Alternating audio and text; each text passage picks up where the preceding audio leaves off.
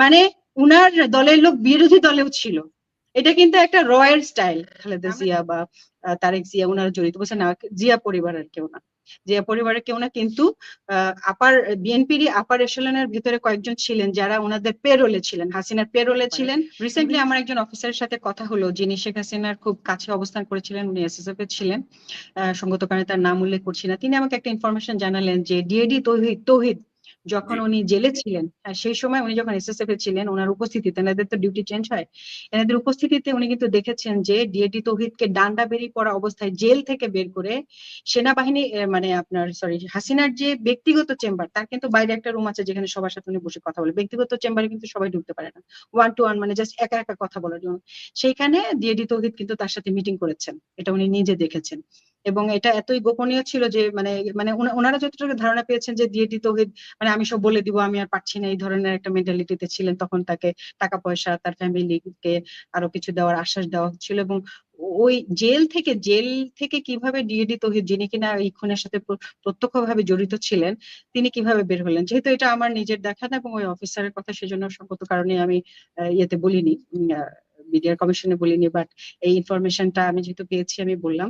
এবং উনি যেহেতু এসএসএফ এ ছিলেন এবং দীর্ঘদিন শেখ হাসিনার অনেক কাছাকাছি ছিলেন, তার কাছ থেকে আমি আরো কিছু অদ্ভুত কথাই শুনেছি। যেমন বিএনপির কিছু উচ্চ পর্যায়ের কিছু লিডার যাদেরকে আমরা এখন দেখি, তারা কিন্তু রেগুলার যাতায়াত করতেন, হাসিনার সাথে তাদের ভালোই সব সখ্যতা ছিল। এবং তিনি এমনটাও শুনেছেন যে মানে ওই লিডারের নাম করে বলছেন যে ওকে বলো, ওকে সামাল দিতে বলো, ও কেন করছে না। এই জিনিসটা আমাকে খুব ধাক্কা দিয়েছে।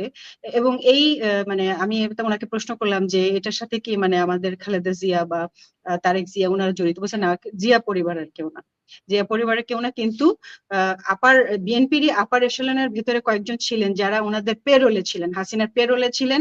বিভিন্ন সময় হাসিনা তাদেরকে বিশ্বের কাছে তো দেখাতে হবে যে উনি একটা গণতান্ত্রিক দল, ওনার অপোজিশন একটা দল আছে। আপনি দেখেন কেউ গুম হয়েছে, আবার কেউ কিন্তু গত 15 বছর তাদের কোনো সমস্যাই হয় নাই, তারা খুব আরাম করে সব জায়গায় মিটিং করেছেন, মিছিল করেছেন।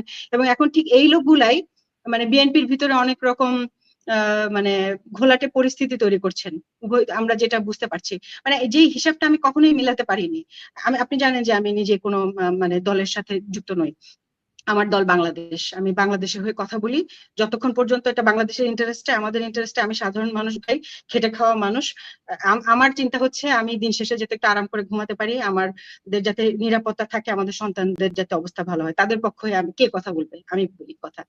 আমার দেশ বাংলাদেশ, এটা বিএনপির খারাপ করলে বিএনপি বলবো, যে খারাপ করবে সে বলবো। তো আমরা যে জিনিসটা কখনোই মিলাতে পারিনি যে এই যে মানে আমাদের প্রেসিডেন্টকে রেখে দেওয়া, আমরা শুনলাম যে এটা বিএনপির ওখান থেকে একটা সিদ্ধান্ত এসেছে। তারপরে আমরা শুনলাম যে বেগম জিয়া এবং তারেক জিয়ার মধ্যেও একটা মানে তাদের মধ্যে একটা দূরত্ব সৃষ্টি করার চেষ্টা, আবার তাদের সাথে জামায়াত এনসিপির দূরত্ব সৃষ্টি করে, এগুলো কে করেছে? তারপর বিএনপির ভিতরে এত বিতর্কিত লোকজন, তারা এরকম চাঁদাবাজি করছেন, কেউ অদ্ভুত সব কথাবার্তা বলছেন, এগুলোকে কে সাপোর্ট দিচ্ছে?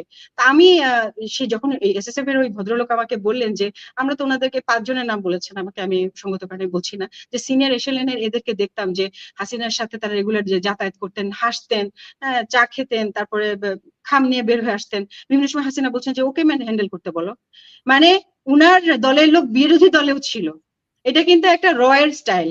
আমরা জানি যে আমি র এবং আইএসআই নিয়ে একটা বই পড়লাম কিছুদিন আগে, যে আইএসআই এর ভেতরে রয়ের লোক ছিল যখন 71-এর যুদ্ধ হয়, যেটার নাম তারা ওই যে এতদিন পরে তারা পাবলিশ করছে।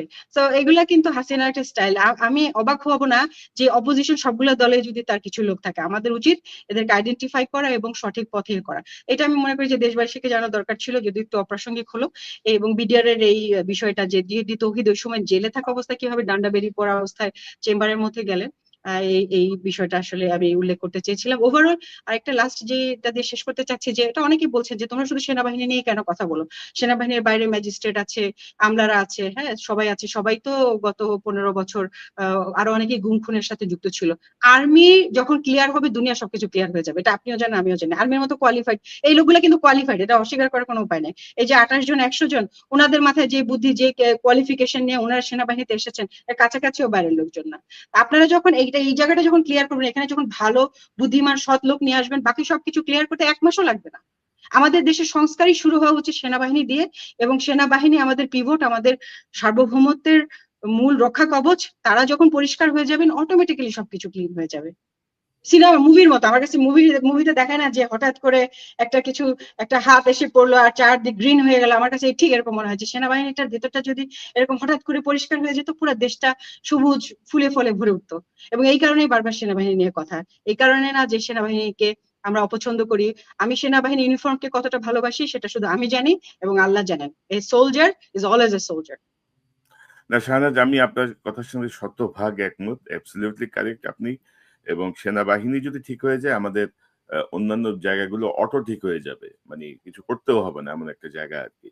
তো আপনি যে প্রসঙ্গটি বললেন, সে প্রসঙ্গের কিছু বিষয়ে আমার আমার কাছেও আছে তথ্য। এবং ধরেন এই বিষয়টা নিয়ে আমি আসলে কিছু প্রামাণ্য কিছু খুঁজছি। বিশেষত ধরেন সে সময় হাসিনার সাথে এসএসএফ এ সার্ভ করেছেন, কারণ হাসিনা যেখানে যাই করেন এসএসএফ ছাড়া তো আর কোথাও যান নাই, মানে করতে পারে তারা যদি কেউ আসেন, সামনে এগিয়ে আসেন এবং এই কথাগুলো শেয়ার করেন। থাকেন, এসএসএফ তার আশেপাশেই ছিল। তো এসএসএফ এর কেউ যদি সাক্ষ্য দেন বা বলেন, আমি সেই অপেক্ষায় আছি এবং আমি যোগাযোগ করছি আমার মতো করে, দেখা যাক বের হয়ে আসে কিনা। কারণ সামরিক বাহিনীর ভেতরের ক্রিমিনাল যেমন সরাতে হবে, তেমনি রাজনৈতিক দলের মধ্যে যারা সুবিধাভোগী, মানে মুখোশ পরা যে দুর্বৃত্তরা, যারা জনগণের ইমোশন নিয়ে খেলে, জনগণকে তাদের ব্যবহার করে, তাদেরকেও আসলে মুখোশ উন্মোচিত করতে হবে।